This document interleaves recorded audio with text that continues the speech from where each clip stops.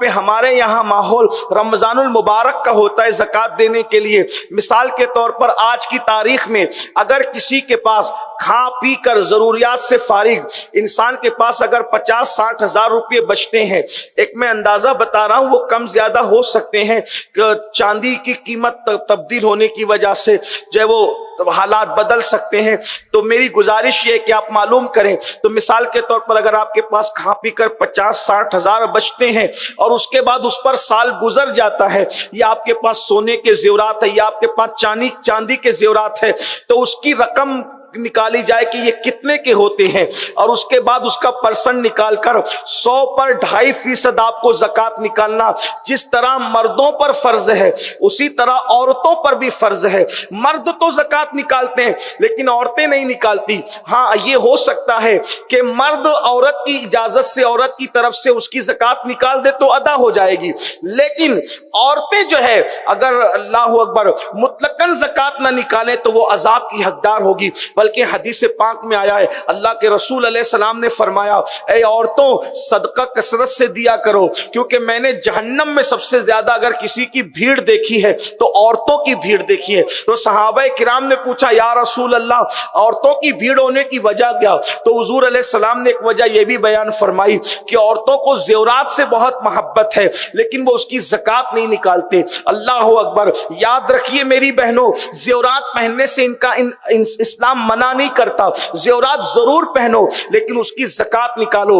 हदीस पाक में आता है, जिसने सोना चांदी जमा किया और उसकी ज़कात न निकाली तो उसी सोना चांदी को जहन्नम की आग पे गर्म करके उसके जिस्म पे रखा जाएगा, उसके जिस्म को चटका दिया जाएगा। ये ज़कात ना अदा करने वालियों का अंजाम है। इसलिए अगर अल्लाह रब्बुल इज्जत ने तुम्हें नवाजा है तो ज़कात निकालो। साल में एक मरतबा उलमाए किराम से, मुफ्तियान किराम से रहनुमाई, हमारे मुबल्लिगीन जो उनसे रहनुमाई हासिल करो कि ज़कात के मसाइल क्या हैं। अब तो इतना आसान हो गया है कि आप उलमा से रहनुमाई ले सकते हैं। यूट्यूब पर जो है वो उलमाए अहले सुन्नत के हवाले से सवालो जवाब मौजूद है, बल्कि हुजूर मुहक्किक मसाइल जदीदा अल्लामा मुफ्ती निजामुद्दीन साहब से बार बार ज़कात के मुतालिक कारी रिजवान साहब ने सवालात किए हैं, आप वहां जाकर के तलाश कर सकते हैं। मगर ज़कात जरूर निकालो। उसके बाद जो है वो तीसरा फर्ज है रमजान शरीफ के रोजे रखना।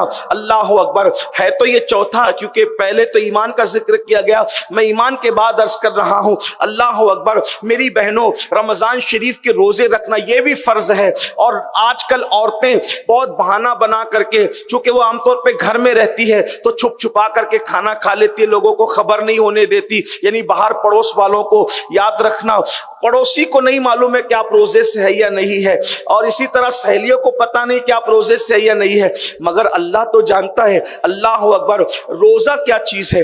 अल्लाह अल्लाह। अगर रमजान शरीफ का एक रोजा बिला उज़्र शरई छूट जाए, इंसान पूरी जिंदगी नफलो रोजा रखता रहे, रमजान शरीफ के एक फर्ज रोजे की फजीलत को कभी हासिल नहीं कर सकता। इसलिए बिला उज़्र शरई रमजान शरीफ के रोजे मत छोड़ो, बल्कि रमजान शरीफ के रोजों की क्या बरकतें हैं। अल्लाह अकबर। मेरे आका सल्लल्लाहु अलैहि वसल्लम फरमाते हैं, जो रमजान शरीफ के रोजे रख ले तो रमजान शरीफ से रमजान शरीफ तक जितने गुनाह हुए थे वो सारे गुनाह उन रोजों की बरकत से माफ कर दिए जाते हैं।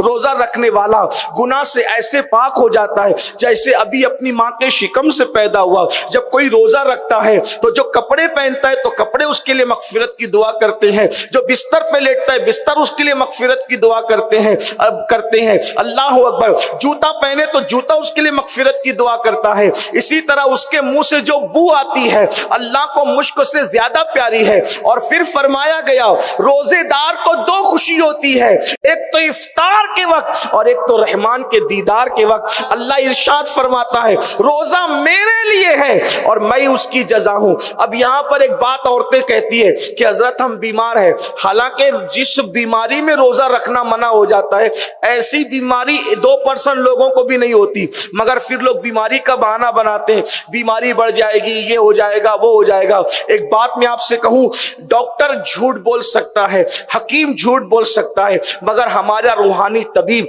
हमारे आका मुस्तफा जान रहमत की जबान से कभी झूठ नहीं निकल सकता। अल्लाह के रसूल ने क्या फरमाया? रोजा रखो सेहतमंद हो जाओ।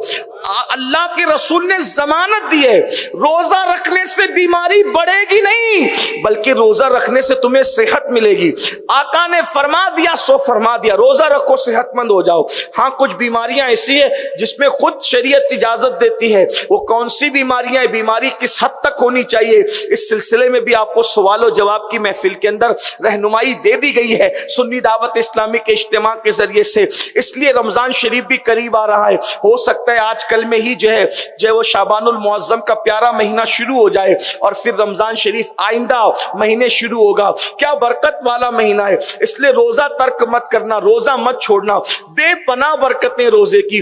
अल्लाह अकबर। एक बात आपको बता दूं, जो भी रोजे रखते हैं हमेशा उनकी उम्र दराज होती है। जो भी रोजे रखते हैं अल्लाह उनको मौलिक बीमारियों से बचाता है। आप देख लें, ये शुगर का मर्ज, ब्लड प्रेशर का मर्ज, हार्ट का मर्ज, ये सब आज सुनाई दे रहे, सब ये बलाएं आज से 100, 200, 500 साल पहले 90 साल की उम्र के हमारे वली होते थे, बुजुर्गान दिन होते थे, उनको किसी को शुगर होती थी, किसी को ब्लड प्रेशर होता था, किसी को हार्ट की बीमारी होती थी। ये नहीं कहता कि जिनको ये सब होता है वो गुनहगार है, ऐसा नहीं कह रहा हूं, लेकिन अक्सर की बात वजह क्या है, वो लोग महीने में कम से कम 3 रोजे हर मुसलमान रखता था। महीने में 3 रोजे हर मुसलमान रखता था, 13, 14, 15, इसको अय्याम बीस कहते हैं। हदीस पाक में आया जो महीने में ये 3 रोजे रख ले अल्लाह उसको पूरा महीना रोजा रखने का सवाब अता फरमाता है। और आका अलैहिस्सलाम ने इन रोजों को सफर में भी तर्क नहीं फरमाया। और आका फरमाते हैं जो महीने में 3 रोजे रखेगा अल्लाह पाक क़यामत के दिन उसके चेहरे को 14वीं रात के चांद की तरह चमकाएगा। आप क्या समझते हो मेरी बहनों, लेकिन एक बात कहता हूं, इस नियत से रोजा मत रखना कि मैं सेहतमंद हो जाऊंगी, इस नियत से रोजा रखना कि अल्लाह को राजी कर लूंगी। इसलिए कि अल्लाह राजी हो गया तो फिर सारी चीजें, बहुत बरकतें रोजे की। और अल्लाह अकबर, हकीम लोग कहते हैं कि रोजा अगर कोई महीने में 3 दिन रख ले तो उसका पेट साफ हो जाता है, मैदा साफ हो जाता है, सीना साफ हो जाता है। बहुत बरकतें रोजा रखने की। तो कम से कम 3 रोजे तो हर मुसलमान महीने में रखता था। फिर और शौक बढ़ता तो लोग पीर और जुमेरात का रख लिया करते थे, यानी कि कुछ लोग अगर रखना चाहे तो पीर कर रखते थे। लेकिन रोजे हमारी जिंदगी के अंदर जरूर थे। और सूफिया फरमाते रोजा निस्फ तरीकत है, यानी विलायत का आधा रास्ता सिर्फ रोजा तय करा देता है। इसलिए मेरी बहनों रोजे पे तवज्जो दो। नहीं आप नफल रख सकती कोई बात नहीं, फर्ज रोजे जरूर रखो। रमजान शरीफ के रोजों की बरकतें हैं। उसके बाद चौथा और आखिरी फर्ज अल्लाह के रसूल अलैहि सलाम ने फरमाया कि हज तुम पे फर्ज है। अल्लाह ताला अगर इस्तिताअत दे, लेकिन हज सब पे फर्ज नहीं है, साहिब इस्तिताअत पे फर्ज है, यानी पैसा भी इतना होना चाहिए कि आने जाने का खर्च उठा सके। इसी तरीके से जो है वो आपके पास वहां रहने के खर्चात होने चाहिए और फिर हज के अरकान अदा करने की ताकत भी होनी चाहिए, तब हज फर्ज होता है। और हज फर्ज हो जाए तो अपने शौहर को, अपने बाप को, अपने भाइयों को जिनके मातहत हो उनको तैयार करो कि हज फर्ज हो तो जल्दी हज करो। ये नहीं कि अभी बेटी की शादी बाकी है, बेटे की शादी बाकी है, नवासे की शादी बाकी है, शादियों उदियों से कोई हज का ताल्लुक नहीं है। आप साहिब इस्तिताअत हो गए, मन इस्तता इलैहि सबीला, अगर आप साहिब इस्तिताअत हो गए आप पे हज फर्ज हो गया। अल्लाह के रसूल अलैहि सलाम फरमाते हैं जिस पे हज फर्ज हो जाए और वो हज न करे, या तो वो यहूदी होकर मरे या तो वो नसरानी होकर मरे। ये आका अलैहिस्सलाम ने फरमाया। और जो हज करने की सआदत हासिल कर ले और हाजी की तरह अपनी जिंदगी गुजारे तो मेरे आका अलैहिस्सलाम फरमाते हैं इंशाअल्लाह सच्चा हाजी जिसका हज मकबूल हो गया, अल्लाह पाक वो उसको ये इख्तियार देगा कि वो अपने खानदान के 700 लोगों की शफाअत करेगा और अल्लाह उसकी शफाअत को उन लोगों के हक में कबूल फरमाएगा। तो ये 4 फराइज थे ईमान के बाद, नमाज, रोजा, ज़कात और हज मैंने आपके सामने पेश कर दिए। अल्लाह पाक की बारगाह में दुआ है कि आप अमल के मैदान में आए, अमल करें।